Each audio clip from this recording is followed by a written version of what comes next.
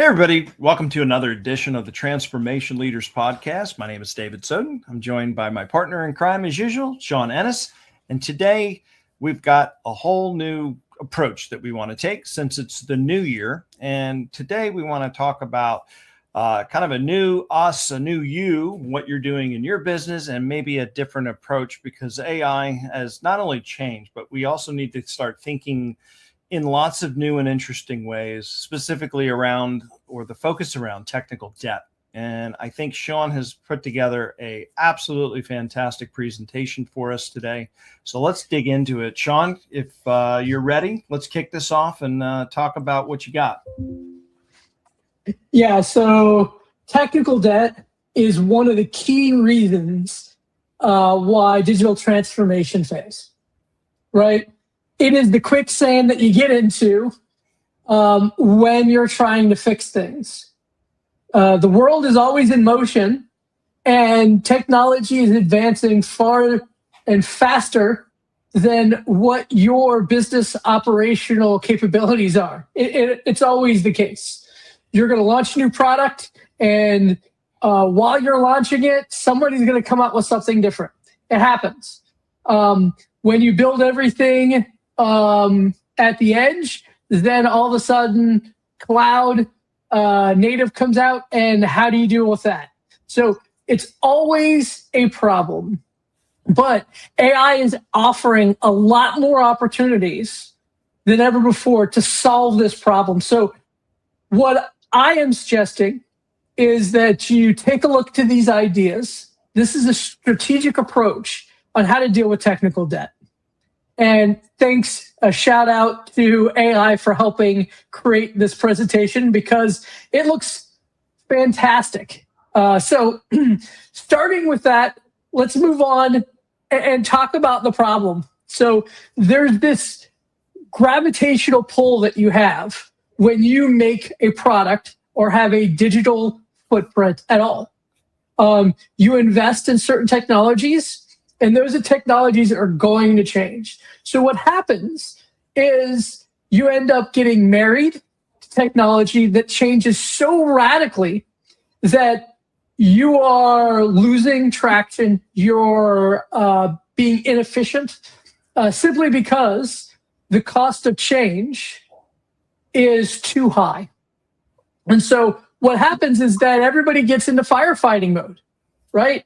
And that's the problem with this, is that people cannot get that innovation work done because they're spending all their time satisfying the mistakes, or maybe it's not even a mistake, it's just the difference of technology from now and then, paying the penalty for the past.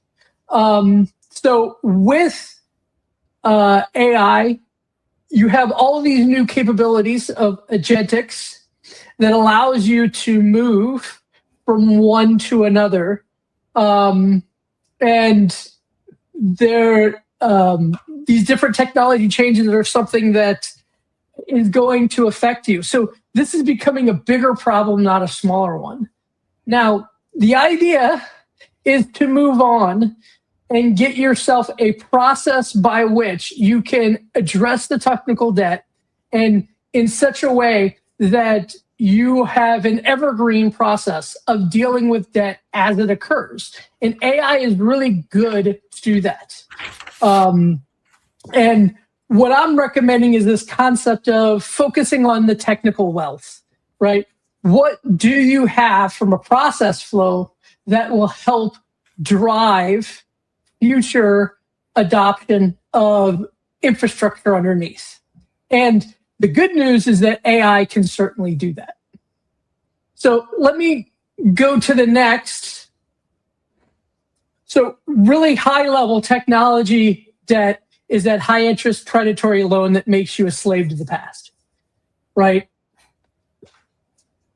At the end, or I think up at the top left is there's a QR code I want to call out. You could actually read the white paper that I put together on this, which explains it in a lot more detail. But this is the issue that you have, that technology debt, those payments are due monthly.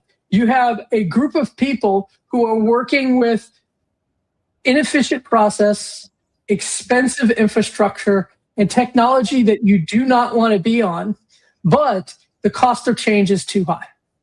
Does this make sense, David? Yeah, it does. And I think, if people haven't realized this or not, what Sean is illustrating here with all the different things that are being exposed, if you have been kicking the can down the road in your business for years and you're trying to implement or accelerate AI at some level, this whole transformation for you is going, the skeletons are going to fall out of the closet where they've been buried and hidden. And, this is the frustration, the pain that a lot of us are feeling as we implement it, as we have to deal with senior management. If you're senior management trying to come to terms, maybe with shareholders, stakeholders, whoever, and it's like drinking from the fire hose, and it just seems like there's no end in sight. But there definitely is an end, and there is a good approach. And Sean's outlined a lot of kind of, as we get through this, a little bit more on how definitely that can happen. But I would just highly encourage a lot of you that you can actually use AI itself to dig you out of some of these holes by doing the research, helping you migrate from point A to point B, consolidate systems. It makes great work of that. We've talked about this in past shows too. So if you just now tuning in, check out our website. We got a bunch of previous shows where we talked about a lot of this stuff. This is essentially the culmination of everything that fell out of 2025 and how you should approach 2026. And as Sean said, the QR code at the top is right now for the white paper. And if you would like to download this presentation for yourself, I'm going to switch out the QR code right now. And this will allow you to download this presentation. I'll mention this again in closing, so you guys will have another opportunity to grab those 2 QR codes. We'll leave it here on the presentation so that if anytime you want to download it, just go ahead and scan that QR code now. So hopefully you understand a little bit about the concept of technical debt. Now let's talk, unfortunately, what your estate looks like. And you may need a hat and a whip to talk about the archaeology problem that you have for this, for your technical debt. Many people still have mainframes, right? They have very rigid foundations that they have to work around. They're going to have monolithic software deployments and infrastructure. They're going to have failed or semi-failed lift and shift cloud work that they have done. Again, this is the skeletons in the closet, or in this case, these are the skeletons in the ground that if you want to get down to the bedrock, you're going to have to dig through. And this is the problem that is causing the firefighting that we experience. I know I've heard this so many times.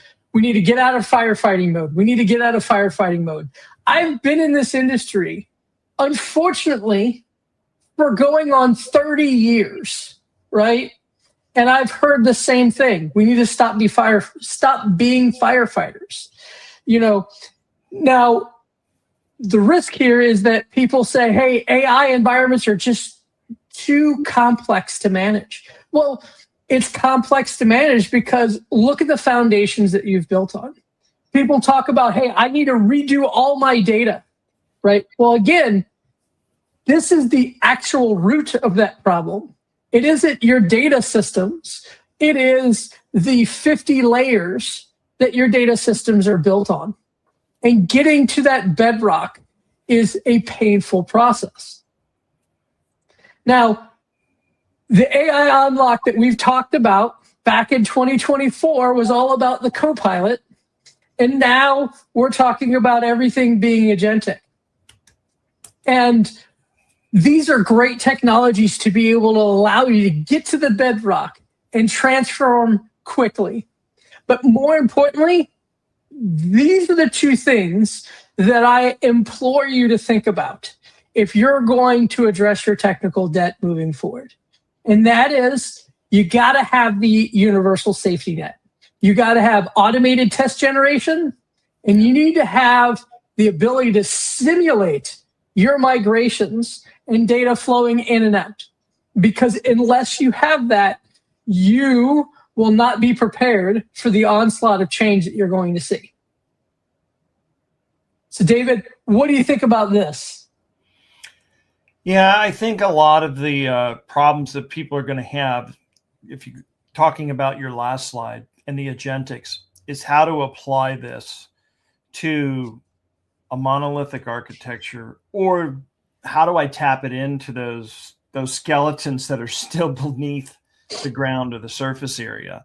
And that's kind of the homework, right? And this is kind of what I was alluding to earlier, in that a lot of times I think the first thing you would need to do to solve that, are, to try to give you some actionable consultation, I would think, create an inventory of all of those assets. In that previous slide, it was more delineated by time, but you need to create an inventory, not an excessive inventory, but high level as to what are the main core systems that are there, and categorically or within the data, what is stored, what is its purpose, what role does it figure out? Because the next exercise after you do all of that is to try to attribute a percentage of value to work streams within your business, because agentics, you can see the mesh.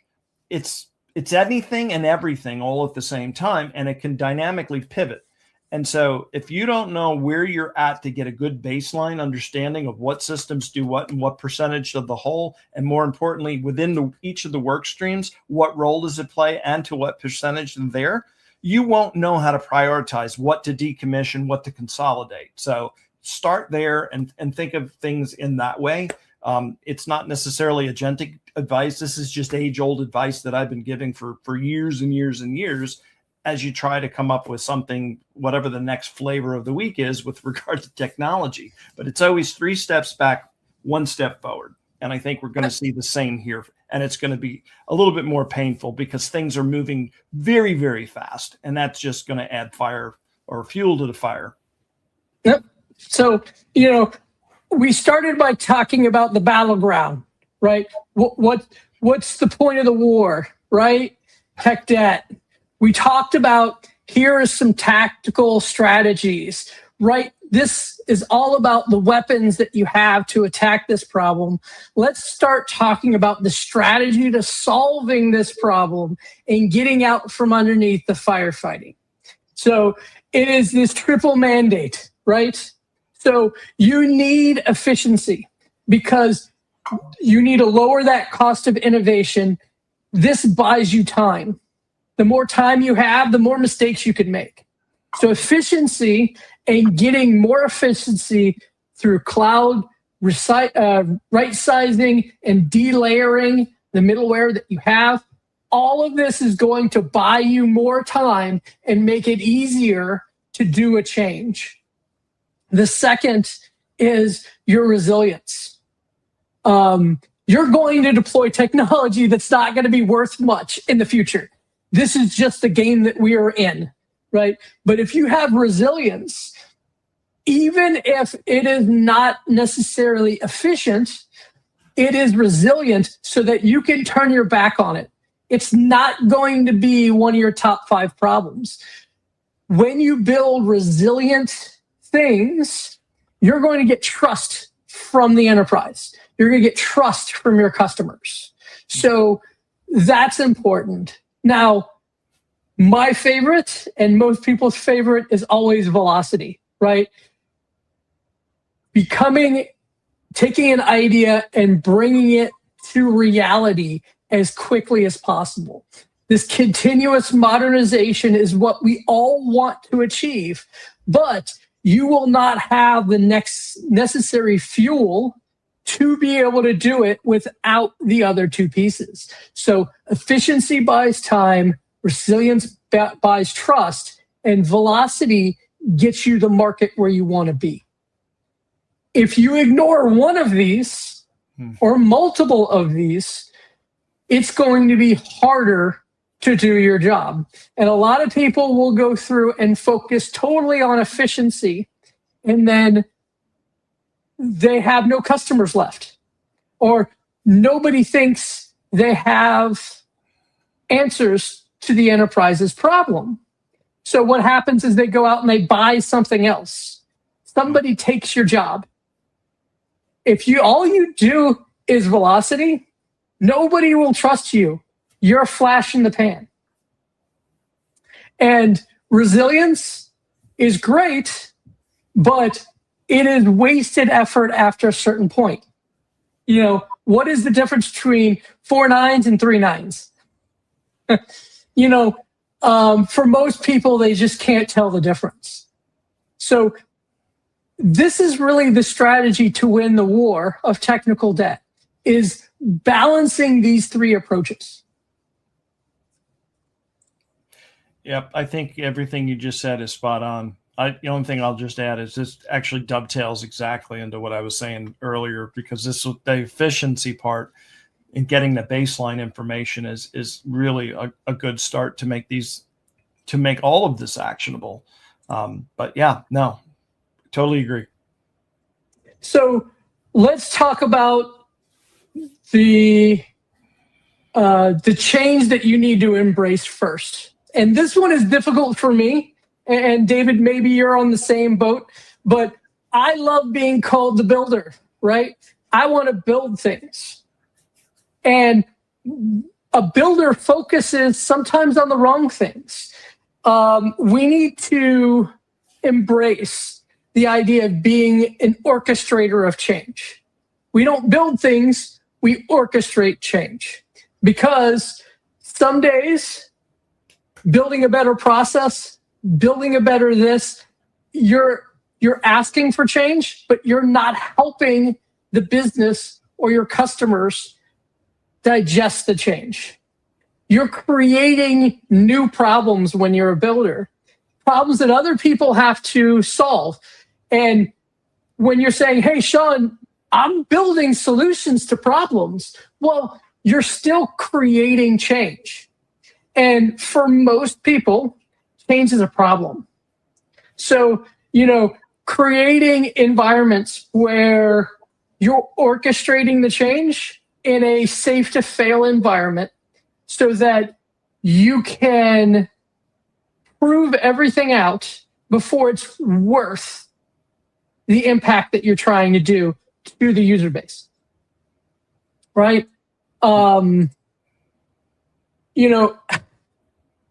This is kind of what I tell people all the time. Focus on quick wins. Well, how do you start, right? I gave you the strategy, but you can't boil the ocean. You need to start someplace that is going to enable that acceleration that you want, that velocity and efficiency and resilience. These are some of the areas where it makes sense to start. Number 1, AI automated testing. If you're not using AI to automate your testing, this is so easy to achieve. Yeah. Number 2, using AI to look at your infrastructure footprint and tell you where you're wasting cloud spend. Enormous money that you can find to fund your future functionality. And with fewer zombie assets that you need to manage, it means that you have fewer problems that can happen, right? Less, if you take down all the buildings that no one's living in, they can't catch fire, right? Makes sense. Documentation, so important. Being able to know what to do, when to do it, and figuring out before problems happen what you should do. Agentics are really good at creating documentation and workflows. Let them do it, right? Maybe you're not automating all those workflows, but you have thought about them beforehand and they're well documented and people know exactly what to do when a problem happens. Being able to wrap around your APIs so that perhaps, taking your APIs and making an MCP server on top of them, right? So that they are AI ready. Very basic things, but what these are all about is enabling that change, getting down to the bedrock and making it available so that AI can accelerate you. Looking at what is driving your sovereignty of your data. This is a huge problem that people have, is compliance. Looking at your compliance, having AI check your compliance for you. And do you know how many people lose money based upon paying for compliance after the fact, either in lost revenue or unexpected expenses? David, here's 6 of them. What are your thoughts? I'm gravitating towards agentic documentation. It's the easiest, quickest way to turn AI loose on discovering a lot of information. A lot of enterprises have IT discovery tools already in place for managing deployments, managing systems, or something like Splunk, where you're taking in data from platforms and systems. And again, kind of going back a little bit to what I was saying earlier, even without that, just knowing those systems, those logging tools, you can turn AI loose on something by either pointing it to the manufacturer's documentation, then pointing it to the database or the underlying data, and then describing something. If you go back to, this goes back to what Sean had on the previous slide, I think is on slide 7. You mind if I rewind just a second here? Certainly. That's where this shift in 2025 was happening due to agentics. That was the driver, not only for the agentic orchestration, but orchestration of humans in the business. And so this is where these 6 steps come in. But I gravitate personally towards the agentic documentation because this is paramount, because all decisions that you're going to make downstream. Now, don't go overboard. Again, Sean said, don't boil the ocean. And this is so true with the documentation. Flesh out the documentation from an outline. And then depending specifically on what you're orchestrating to or with or something specific, then go and flesh it out in more detail. And keep versions of it, of the before and the after. So for example, I said do an outline. Let's just say you approach a particular problem with your ERP system that drives finance. And that's the lens or the perspective from which you're going to do this documentation. Take your outline, focus on the orchestration of that. That's like version 1/finance. Then go back to the baseline, stripped out, nice and clean version of your outline. Tackle the next problem. It could be HR hiring or HR process or whatever the case may be. So now you have 2 sets. And you can see where this goes as you go department to department, system to system. Systematically work through that, because AI has this really cool and keen ability to find correlations within the data. And by having these versions, snapshot versions, asking something like Claude Code or even Open Code, which is open source free now, does a pretty good job, almost as good as Claude Code. But in any event, these tools will start to do correlational analysis to help you gain insights to things that are not of the mundane or not of the typical.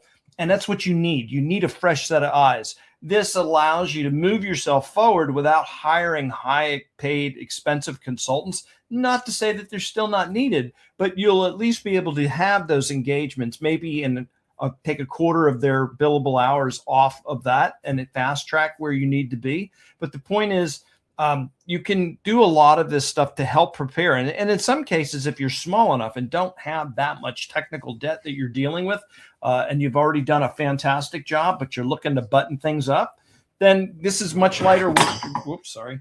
You might have saved yourself a whole bunch of additional work that is unnecessary because you've already tackled it before. But yeah, using all of that, I don't know. To me, it all starts with the agentic documentation. And then those other 5 blocks, to me, just seems like they've got a good place and a test. They fall into place with more specificity as you drill into what maybe that is that you're orchestrating at that time. Yeah. So,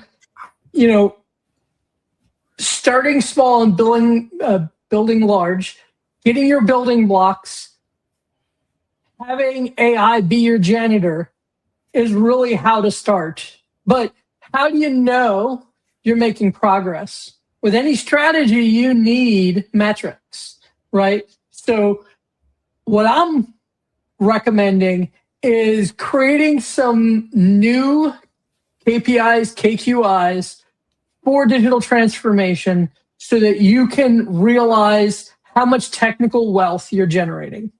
So number one is very simple. Look at how much effort and money is being spent maintaining your infrastructure or growing it, right? This is the innovation ratio. Most people that I hear, they're on 80%, 90% maintenance, right? This is going to tell you if what you're doing is helping you or hurting you. And then when you see these numbers, you could see, okay, we're spending time here, we're spending time there, and you can create your quick wins. If 10% of your effort is because you're doing database migrations, well, maybe that's some of the area that you need to spend on to automate, right? And so that you can shift focusing on future stuff instead of maintenance. The mean time to modernize. So you pick an application, a business service, a component, and say, how long does it take us to modernize? How much effort does it take to build these things, to do new work? And it should reduce over time.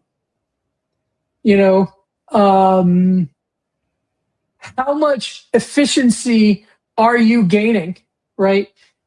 Year over year, when you generate new outcomes, how hard is it to generate those outcomes, right? It should get easier and easier if you are adopting a lot of these AI strategies that we're talking about, right? AI based documentation, AI API wrappers, all of these should allow you to create outcomes faster and faster and faster. And understanding your year over year cost per outcome. Now, this is the most important thing. You need to understand how long it takes before you implement a change in your environment to people are actually taking advantage of those changes, right? This is the most important thing. You need to make things as change neutral as possible and make it so that whatever the changes are, people will gravitate to that change, making it easier for staff to want to accept change. A lot of times people have problems with transformation because their staff are actively fighting it. We had, what was it, a month ago, David? We had a wonderful group of people on that's all they do is they help people absorb change. And rightfully so, because you could build the best technology, the best solutions, the best processes. If your people refuse to use them, you've wasted a lot of time and effort. Yeah, the one thing I'll encourage folks to keep in mind as you go through and look at new KPIs to create and make sure that you begin with the end in mind. Meaning, whatever it is that you're wanting to derive from your KPI, make sure the underlying data is there to produce the analysis. And if not, there's your opportunity to, again, 2 steps back, 1 step forward, make sure that you're capturing that from wherever the source needs to be and see if there's some way to either extrapolate the data from existing data. So for example, if you needed a name, this is really stupid, but I'll just give it because I know everybody will gravitate to understanding it. If you needed a full name column in your database and all you have is a first name and a last name, you can run a geeky programmatic thing called concatenate, and you can bring the two together. So you can take existing information to create new virtual information. And so that's like an easy way, right? Old school and traditional. But the flip side, what if you don't have any way to extrapolate on that? Well, that's where AI comes in. AI might be able to help you guesstimate or estimate where or how or what that should be. With, you're going to have to treat that with, kind of a little bit of caution, because, it's essentially, or could be, hallucinated figures or numbers that comes from there. But more importantly, then you have an opportunity to go back into the system and update it to make sure you're capturing that data. Then you don't have to create some hallucinated version. You can just capture it from the onset. But in any event, as you're going through your KPIs and doing all of that, just make sure that you again, begin with the end in mind, because this will help you identify the holes and the gaps. Yeah. So, the choice is really yours, right? We all have been part of organizations, and we know what the standard of today is, right? Doing one-off projects. Those one-off projects add technical debt, right?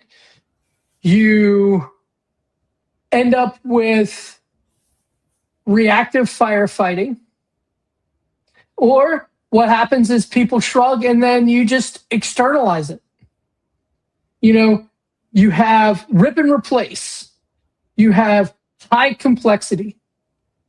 This is what the standard of the day is.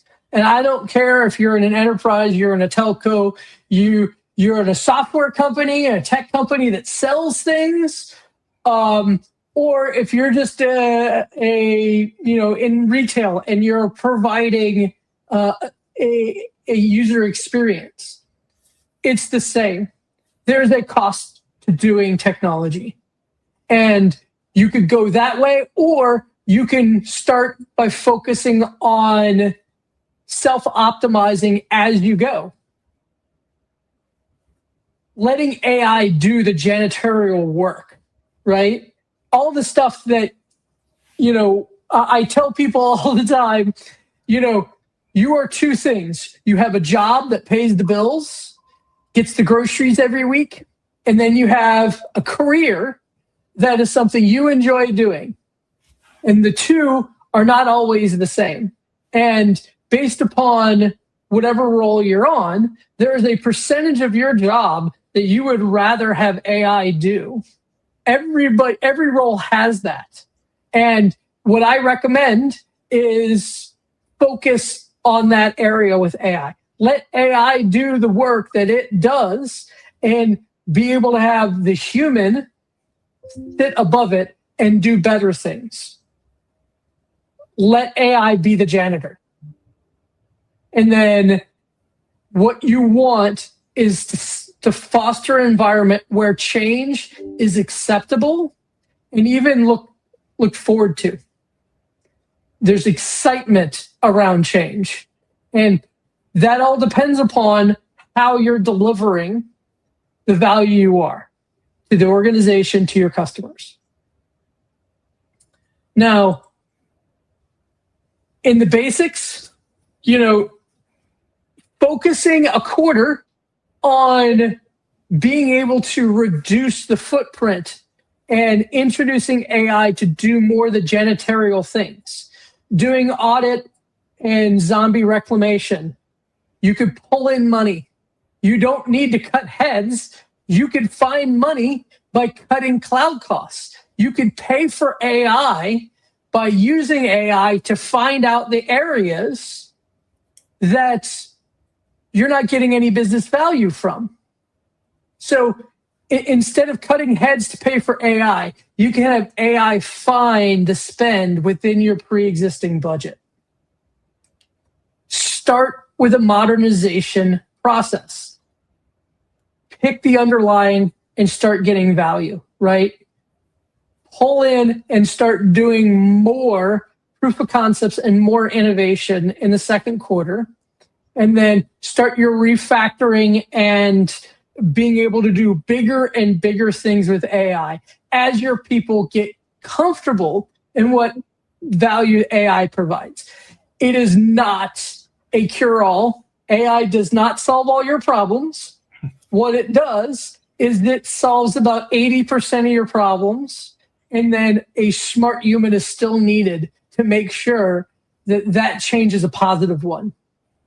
Anybody can go on to Claude Code and say, build this software, and you have it, and there you go. Well, there's no process to use it. The users are not ready to consume it. You don't even know if it solves the business problem. So again, digital transformation is not AI. It's digital transformation with AI. And I'll finish with this. The plow is moving. You could either be the one to steer it or be the one it's moving, right? It's really up to you. And that's where my recommendations, what I tell people how to solve their technical debt in 2026. David? Excellent. So all great advice. Hope everybody enjoyed what you guys learned here today. Again, the QR code is there right now for you to download this PPTX or PowerPoint that Sean just took us through. So go ahead and scan that. In just a second, I'm going to flip the code, give you an opportunity to download the white paper as well. And we're going to show that now. So this is now the QR code for the white paper. And if you, for whatever reason, are having problems with downloading the white paper, you can go to the transformationleaderspodcast.com. The URL is at the bottom of your screen there on the lower left.